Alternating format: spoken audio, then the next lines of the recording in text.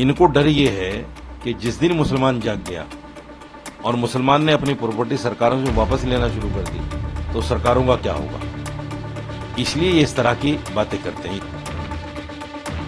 जब तक आप सड़कों पे नहीं आएंगे ये सरकार बाज आने वाली नहीं है। बहुत खामोश रह गए, अब खामोश रहने से काम नहीं चलेगा। अब मुसलमानों को सड़कों पे आना पड़ेगा, लेकिन संवैधानिक तरीके से कोई सरकार की संपत्ति को या प्राइवेट संपत्ति को नुकसान ना पहुंचाए।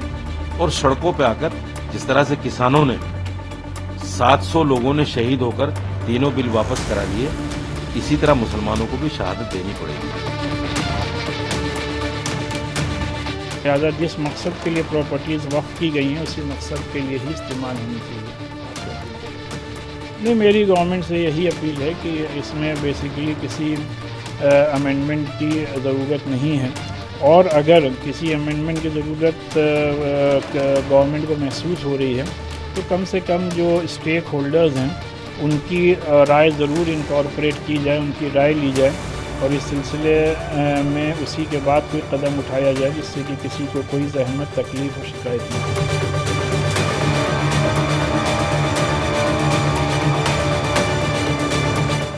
प्रधानमंत्री नरेंद्र मोदी के नेतृत्व वाली एनडीए सरकार वक्फ अधिनियम में संशोधन करने की तैयारी कर रही है। इन अधिनियमों में संशोधन को लेकर बिल संसद में पेश किया जा सकता है। बताया जा रहा है कि 2 अगस्त को कैबिनेट ने वक्फ एक्ट में कुल 40 संशोधनों को मंजूरी दी थी। इन संशोधनों के पारित होने के बाद वक्फ बोर्ड की शक्तियां सीमित हो जाएंगी।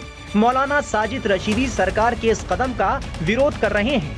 वक्फ अधिनियम में संशोधन को लेकर मौलाना रशीदी का क्या कहना है, सुनिए। देखिए, वक्फ को समझना जरूरी है। सबसे पहले वक्फ है क्या चीज। वक्फ ये है कि जो हमारे पुरखे थे उन्होंने मरने से पहले अपनी जायदाद की वसीयत ये कर दी कि भाई ये मेरी वसीयत मुसलमान गरीबों में, यतीमों में, बेवाओं में और स्कॉलरशिप वगैरह में इसको खर्च किया जाए। उसके लिए गवर्नमेंट की तरफ से एक वक्फ बोर्ड कॉन्स्टिट्यूट हुआ संवैधानिक रूप से, और हर स्टेट में वो वक्फ बोर्ड उसको गवर्निंग करता है, वो वक्फ बोर्ड उसको चलाता है। वक्फ बोर्ड के अंडर में वो प्रॉपर्टीज हैं जो सरकार से गजट शुदा है, सरकार से बाकायदा मान्यता प्राप्त है, सरकार के गजट में मौजूद है 1970 के। दिक्कत क्या है, मुसलमान खामोश है, मुसलमान आवाज नहीं उठा रहा है।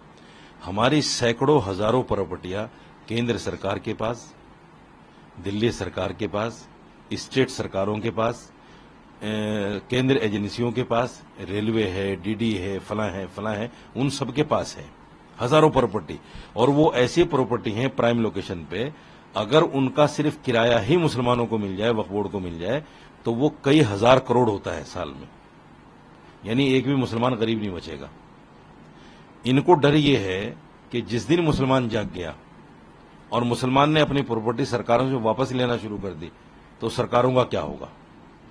इसलिए ये इस तरह की बातें करते हैं। इसमें 2 चीजें और मैं ऐड करना चाह रहा हूं। एक तो ये कि जब से सरकार बनी है 10 साल हो गए, ये तीसरा टर्म शुरू हो गया, सिर्फ मुसलमानों के लिए बिल आ रहे हैं। ट्रिपल तलाक बिल, कभी राम मंदिर के ऊपर बात, कभी मथुरा मस्जिद के ऊपर बात, कभी ज्ञानवापी के ऊपर बात, कभी 370 पे बात। आपने पिछले 10 सालों में उन हिंदुओं के लिए आप कौन सा बिल लेकर आए? ऐसा आपने क्या कर दिया उन हिंदुओं के लिए जिससे हिंदू आपको वोट दे या आगे भी देता रहे? मेरे हिंदू भाइयों को भी इस पर सोचना चाहिए।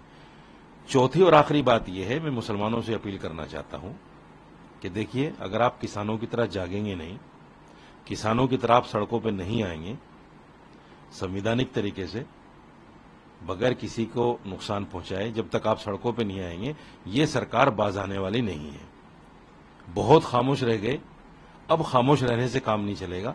अब मुसलमानों को सड़कों पे आना पड़ेगा, लेकिन संवैधानिक तरीके से कोई सरकार की संपत्ति को या प्राइवेट संपत्ति को नुकसान न पहुंचाए। और सड़कों पे आकर जिस तरह से किसानों ने 700 लोगों ने शहीद होकर तीनों बिल वापस करा लिए, इसी तरह मुसलमानों को भी शहादत देनी पड़ेगी, तब जाके इस सरकार से छुटकारा मिलेगा। नहीं तो ये मुसलमान इसी तरह प्रताड़ित करती रहेगी मुसलमानों को जलील करती रहेगी, मुसलमानों को हिंदुओं की नजर में उनके दिल में नफरत फैलाती रहेगी, और ये एक दिन ये आएगा कि ये देश इस नफरत की वजह से कहीं न कहीं टूट जाएगा। तो मेरा कहना सरकार से भी है, होश की आंखें खोलो, बहुत हो गया।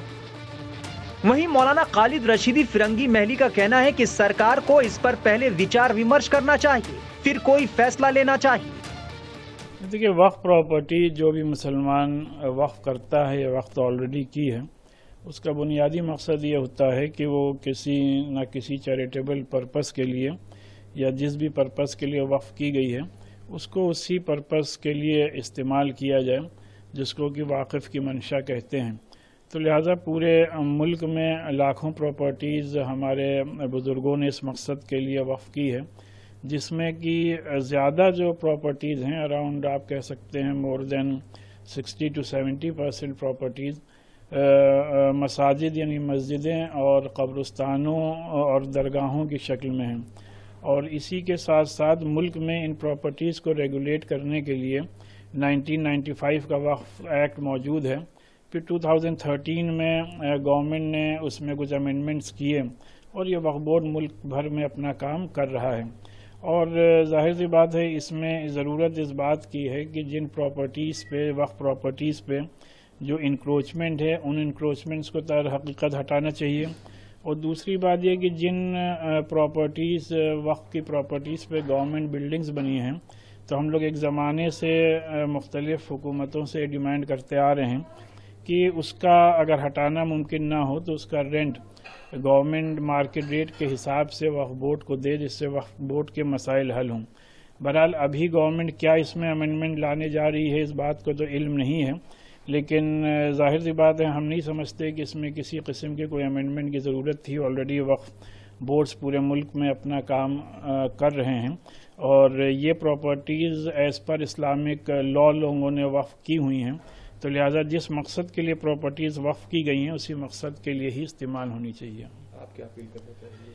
नहीं, मेरी गवर्नमेंट से यही अपील है कि इसमें बेसिकली किसी अमेंडमेंट की ज़रूरत नहीं है, और अगर किसी अमेंडमेंट की ज़रूरत गवर्नमेंट को महसूस हो रही है तो कम से कम जो स्टेक होल्डर्स हैं उनकी राय ज़रूर इनकॉर्पोरेट की जाए, उनकी राय ली जाए और इस सिलसिले में उसी के बाद कोई कदम उठाया जाए जिससे कि किसी को कोई जहमत, तकलीफ और शिकायत ना हो। मौलाना साजिद रशीदी का कहना है कि एनडीए में शामिल सेकुलर पार्टियों को भी इस पर विचार करने की जरूरत है कि जहां भी वक्फ बोर्ड की बॉडी बनती है स्टेट में, वहां महिला होती है। अब सपोज दैट दिल्ली में 7 मेंबर हैं, एक महिला होती है, या तो वो पार्लियामेंट की मेंबर होती है, या स्कॉलर होती है, इस्लामिक स्कॉलर, या फिर वो एडवोकेट होती है। इनमें से कोई भी एक महिला आ जाती है। इतना तो ज्यादा कोटा है नहीं कि 7 लोगों में 5 महिलाओं को रखें, 3 महिलाओं को रखें।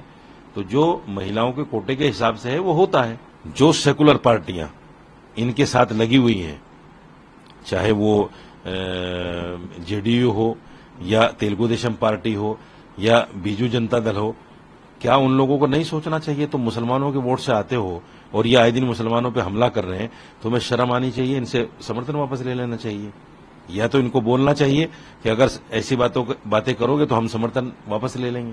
कम से कम दबाव तो बनाए। वो बिल्कुल सामने देखकर तमाशा देख रहे हैं। इसलिए मुसलमानों को यह भी सोचना पड़ेगा, उन सेक्युलर पार्टियों के लिए भी। वक्फ एक्ट नियमों के मुताबिक एक बार जब कोई जमीन वक्फ के पास चली जाती है तो उसे पलट नहीं सकते। भारत के वक्फ के पास सबसे ज्यादा संपत्तियां हैं। दुनिया के किसी भी देश में वक्फ बोर्ड के पास इतनी शक्तियां नहीं हैं जितनी भारत में दी गई हैं। 2022 के आंकड़ों के मुताबिक भारत में वक्फ बोर्ड के पास करीब 7,87,000 संपत्तियां हैं।